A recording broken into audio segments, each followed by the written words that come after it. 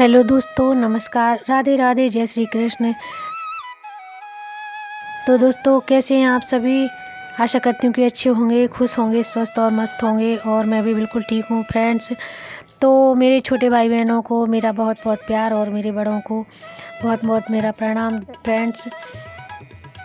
तो स्वागत है आपका आज के मेरे इस ब्लॉग में। तो समय हो रहा है अभी शाम का 5 साढ़े 5 बजा है और मैं इधर अपनी रसोई में खाना बना रही हूँ और साथ के साथ भोग प्रसादी भी बना रही हूँ। तो क्योंकि आज है मंगलवार और मंगलवार को मैं करती हूँ सुंदरकांड का पाठ, तो उसी के लिए बस मैं भोग प्रसादी बना रही हूँ। और प्रसादी में बना रही हूँ मोतीचूर के लड्डू। तो सोचा आपके साथ भी रेसिपी शेयर कर दूं। तो बस ये मैं किस तरह से बना रही हूँ कि बेसन का घोल तैयार किया है और उसकी छोटी छोटी पकौड़ियाँ बना ली हैं हमने। और उन पकौड़ियों को मिक्सर में डाल के पीस लिया है मोटा दरदरा। और वो जो दाना तैयार हो जाता है और उसके बाद उसको चाशनी में डाल के जब वो ठंडा हो जाता है तो हम उसके इस तरह से लड्डू बना लेते हैं। चाशनी इसमें एक तार की थोड़ी सी अच्छी पकी हुई बनानी है, एक तार से मतलब ज़्यादा की, 1.5 तार समझ सकते हैं हम। 1.5 तार की चाशनी इसमें परफेक्ट रहती है और बहुत अच्छा लड्डू बन जाता है। बहुत तो हम आप चाहें तो इसमें मेवे वगैरह भी डाल सकते हैं और मैंने तो बस इसमें इलायची डाली हुई है। तो पाठ करूँगी मैं 8:30 बजे से। तो पहले भोग बना के तैयार करके रख लेती हूँ और उसके बाद खाना बनाकर फिर उसके बाद मैं नहाऊँगी और नहाकर फिर पाठ करूँगी। तो ये देखिए, अब मैं इनको चाशनी में मिला देती हूँ अच्छे से। बेसन में मैंने थोड़ा सा कलर भी डाला हुआ था, हल्का सा। तो देखिए कितना सुंदर सा इसका कलर भी आ गया, क्योंकि श्री हनुमान जी को बेसन का लड्डू हो या बेसन का ही आदि चढ़ाया जाता है, तो इसीलिए मैं बेसन का ही बना रही हूँ। और वैसे तो भगवान तो भाव से प्रसन्न होते हैं, तो हमसे जो बन पड़ता है हम वो कर लेते हैं। तो चलिए अब हम भोग बना लेते हैं।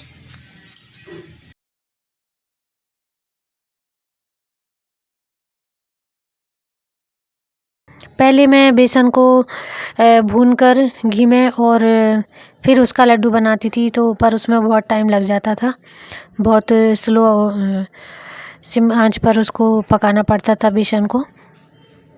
पर ये इस तरह से ये जल्दी बन जाता है, तो मैं अब इसी तरह से बना लेती हूँ। या फिर नहीं हो पाता है तो फिर कभी मार्केट से भी बनाया हुआ बेसन का भोग प्रसादी या लड्डू या बूंदी का लड्डू या बेसन का जो भी होता है वो मंगा लेती हूँ।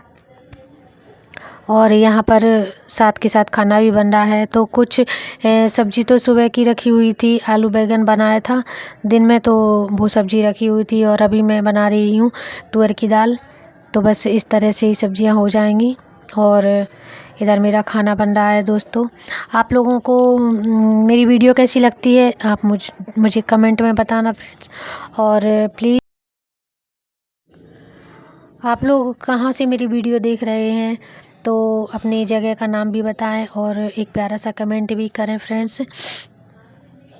वीडियो में मैं ओरिजिनल वॉइस इसलिए नहीं रखती हूँ क्योंकि मेरे घर में बहुत शोर शराबा होता रहता है। नल आते हैं तो पास में ही मोटर चलती है तो उसकी भी आवाज़ होती है। पापा जी की टीवी चलती है तो उसकी भी बहुत तेज़ आवाज़ होती है। और बहुत हमारी फैमिली में कई मेंबर हैं, मतलब हमारा परिवार बड़ा है तो सभी लोग हैं, जैसे देवर देवरानी बच्चे हैं बहुत सारे, तो आवाज़ें बहुत होती हैं। तो इस वजह से मैं ओरिजिनल वॉइस को बंद करके और वॉइस ओवर ही करना मुझे सही लगता है। और मैं दाल सब्जियों में हींग ज़रूर ही डालती हूँ। तो ये बहुत अच्छी हींग है, मुंशी पन्ना नाम से ये हींग है और ये बहुत ही अच्छी इसकी खुशबू है और स्ट्रॉन्ग भी है। तो ये थोड़ी सी डलती है और ये एक डिब्बी हमें काफ़ी टाइम तक चलती है और ये पाउडर फॉर्म में आती है। बहुत अच्छी हींग है।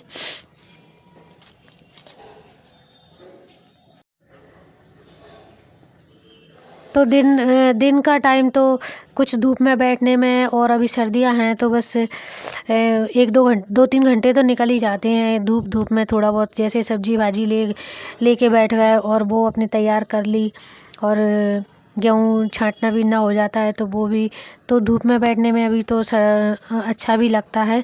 सर्दियों का टाइम है। और फ्रेंड्स, आपके यहाँ कैसी सर्दी पड़ रही है? क्योंकि हमारे यहाँ तो बहुत तेज़ वाली सर्दी है।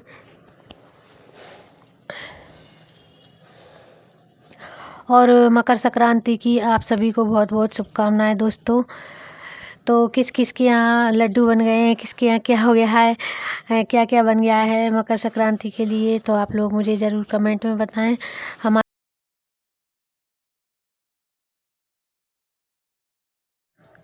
और अभी खाना बनाने के बाद यहाँ से फ्री होकर फिर मैं नहाऊंगी। नहाने के बाद फिर मैं पाठ करूँगी। तो ये मेरा हर मंगलवार का रहता है कि मैं शाम के टाइम पाठ करती हूँ। और ये मैंने फूल भी मंगा लिए हैं। तो गुलाब के फूल हैं, गुड़हल के भी चढ़ते हैं हनुमान जी को। तो गुड़हल के तो नहीं मिलते हैं सामने, जो मतलब हमारे यहाँ जो फूल की दुकानें लगती हैं वहाँ बस यही मिलते हैं। गुलाब के हैं, गेंदे के हैं, और कई तरह के मिलते हैं। गुड़हल के फूल मुझे मिलते नहीं हैं। मैं सोचती तो हूँ कि मिले, लेकिन वो मिल नहीं पाते हैं मुझे, और हमारे आसपास भी है नहीं है। और अगर होगा तो फिर कोई जाता नहीं है लेने। तो जो है उसी से, अपनी श्रद्धा भक्ति से हम पूजा कर लेते हैं।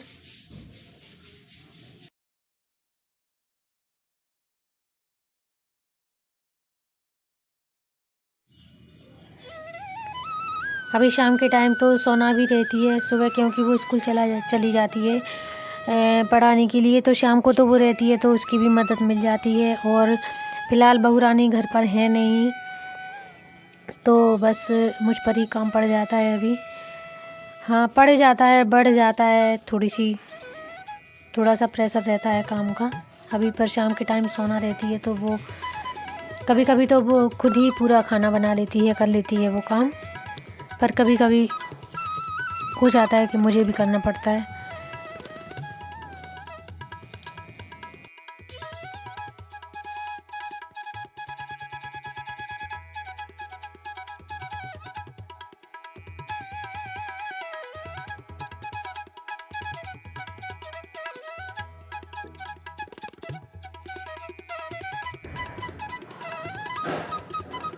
तो यहाँ मैं आ चुकी हूँ नहाकर, और अब मैं पूजा की तैयारी मतलब पूजा करूँगी अब मैं।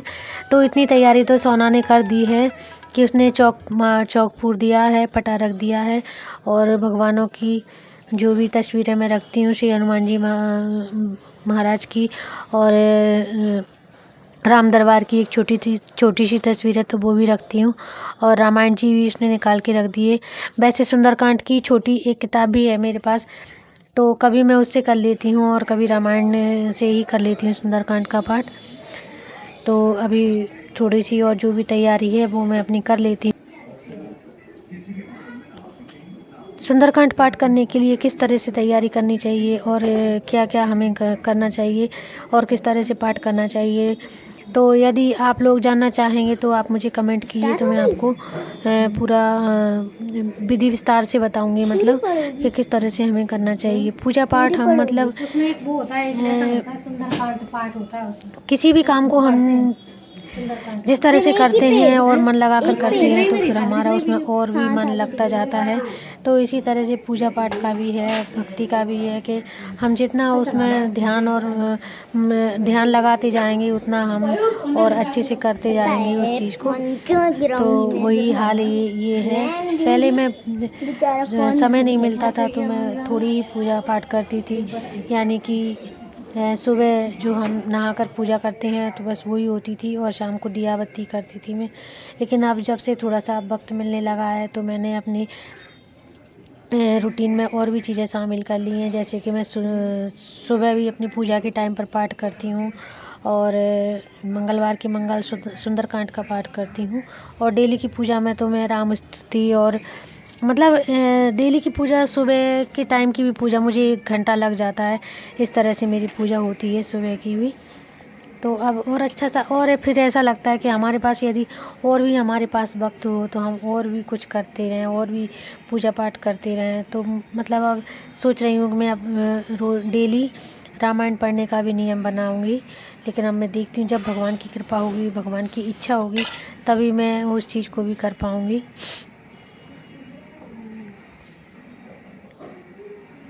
तो यहाँ पाठ करने से पहले मैं श्री राम स्तुति का पाठ करती हूँ। और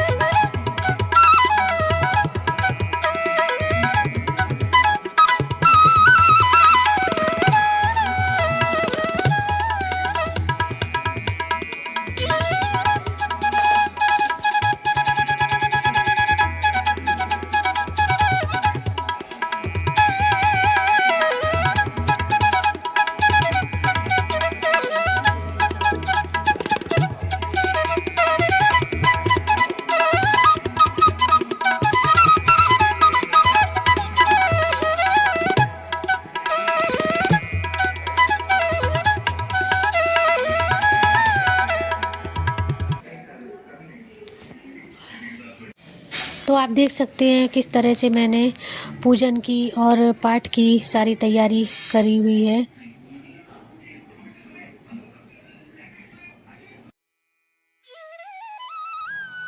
तो 1.5 घंटे में मेरा पाठ पूरा हो जाता है और उसके बाद फिर मैं आरती कर लेती हूँ।